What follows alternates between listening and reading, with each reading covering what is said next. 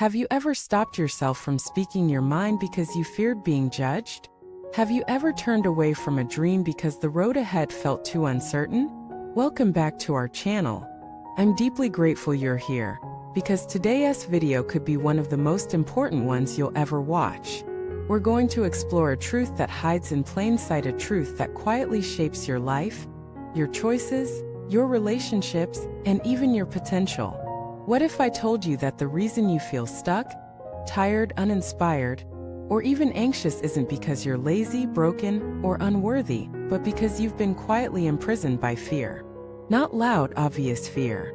Not the kind that screams danger, but the quiet kind, the subtle kind, the kind that lives in your subconscious and whispers just loud enough to steer your decisions, shape your identity, and drain your energy. Today, we will peel back the curtain on the 4 invisible layers of fear that control most people's lives. These aren't just psychological theories, they are patterns I've seen in my own life, in the lives of people I love, and in countless stories of transformation. If you want to break free, if you want to finally feel light, free, and in control of your life, you need to walk with me through each of these. Let us begin. The first hidden layer is the fear of being rejected. This fear starts early. As children, we crave approval. A smile from a parent, a nod from a teacher, applause from a crowd. Over time, we learn a dangerous lesson. My worth is tied to how others see me. So what do? We start editing ourselves. We shrink our dreams. We water down our opinions. We wear masks. We nod when we want to scream. We say yes when we mean no. All in the name of being accepted, liked, or simply not rejected. But here's the trap. When you live your life to avoid rejection, you never really live your life. You live a version designed to keep others comfortable. And that is the fastest way to lose connection with your soul. If you've ever found yourself asking, why don't I feel fulfilled? Check if this fear is driving you. Now, the antidote is not recklessness. It's truth. It's daring to ask yourself, what would I say, do, or become if I wasn't afraid of being misunderstood? And then taking one brave step in that direction. You are not on this planet to be universally liked. You are here to be real, to be whole, to be free. And rejection, real or perceived, is often the doorway to deeper self-respect. Let us move to the second layer, the fear of failure. This one is especially tricky because it disguises itself as being practical. You hear it in your inner dialogue. What if it doesn't work? I should wait until I'm more ready. Now is not the right time. But let us be honest, how long have you been saying that? Fear of failure convinces you to play small. It tells you that it's better to not try at all than to try and fall. But here's the truth. Falling is how you learn to fly. No one masters anything without failing forward. Look at any successful creator, entrepreneur, athlete, or teacher. Behind their triumphs are thousands of moments that didn't work. But they kept going. Not because they weren't scared, but because they refused to let fear make their decisions. Here's what changed my life. Realizing that failure is not evidence that you're not good enough. It's evidence that you're in the game. That you have the courage to engage with life. And that is something to be proud of. The only real failure is not trying at all. The third layer is the fear of losing control. This fear shows up as perfectionism, as anxiety, as micromanaging every detail of your life.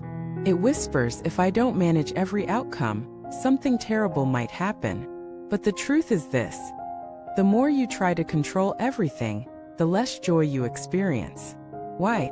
Because control is an illusion. The world is unpredictable. People change. Plans shift. Health wavers. Life is movement. And trying to freeze it into a predictable shape will only exhaust you. Letting go of control doesn't mean giving up. It means trusting. Trusting yourself. Trusting life. Trusting that you can handle what comes. Imagine a river. You can fight the current or you can learn to swim with it. Letting go is not about being passive. It's about becoming powerful in a different way. By adapting, flowing, dancing with life rather than fighting it. And now the fourth and perhaps deepest layer of fear, the fear of being alone. This fear is the root of toxic relationships, people-pleasing, and even the fear of slowing down. It whispers, if I stop moving, I'll feel empty. If I lose them, I'll have nothing. If I'm alone, I'll fall apart. But here's the paradox. When you avoid loneliness at all costs, you never truly meet yourself.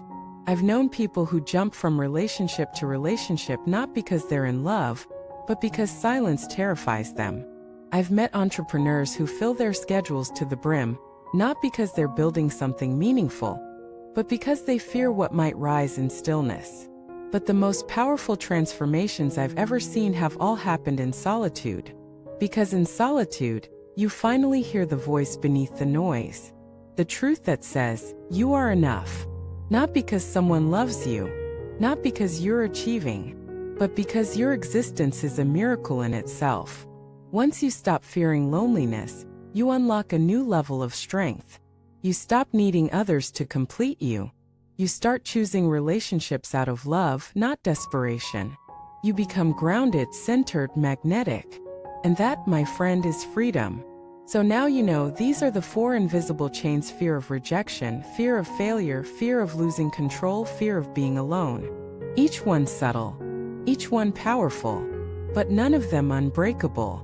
The first step is awareness, because once you see the cage, you can no longer pretend it's a palace.